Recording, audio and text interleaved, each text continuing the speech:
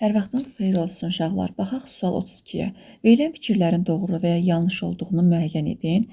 İndi birinci cədvəlin içinə baxaq. Feilin şəkillərinin şəkilçisi qrammatikdir. Bəli.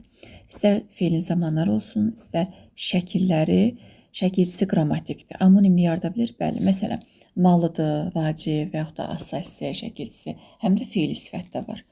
Deməli, amonimli yarada bilir. Bunun qarşısına biz nə yazacağıq? Doğru yazacağıq. D yazaq. Sonra, feilin qrammatik məna növlərindən birində qururca bütün növlərdə söz işlənə bilir.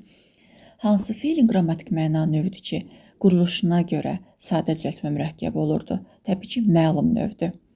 Çünki digərləri özünə məxsus leksik şəkilçi olduğuna görə yalnız düzəltmə mürəkkəbi olur, sadə ola bilmir. Ona görə də biz bunu da doğru götürürük içini də. Zaman şəkilçisindən öncə qrammatik şəkilçi heç bir halda işlənə bilməz. Niyə ki? Məsələn, baxın, gəlir sözün kökündə. Gəl sözün kökü də irdir, ir də zamandır. İndi mən bundan əvvəl inkar işlətsəm, inkar da bilir ki, qrammatik şəkilçidə gəlir, gəlmir, inkara çevirdim. Gəl sözün kökü, m inkar olacaq, ir də zaman. Deməli, zaman şəkilçilərindən əvvəl qrammatik şəkilçi gələ bilərmiş.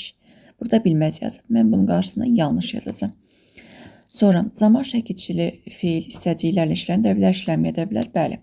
Gəlir. Sən burada artıq hissəci yoxdur. Amma desəm ki, gəlirsə, təbii ki, var. İşlədə bilərəm, işlətməyə də bilərəm. Bu doğrudur.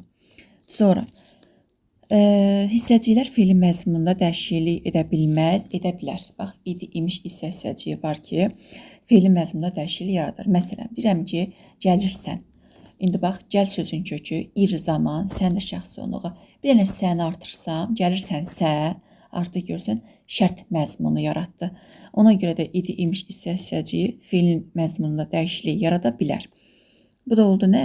Yanlış. Baxaq görək, hansı variant uyğun gəlir? Doğru, doğru, yanlış, doğru, yanlış D variantına. Cavabımız D-dir.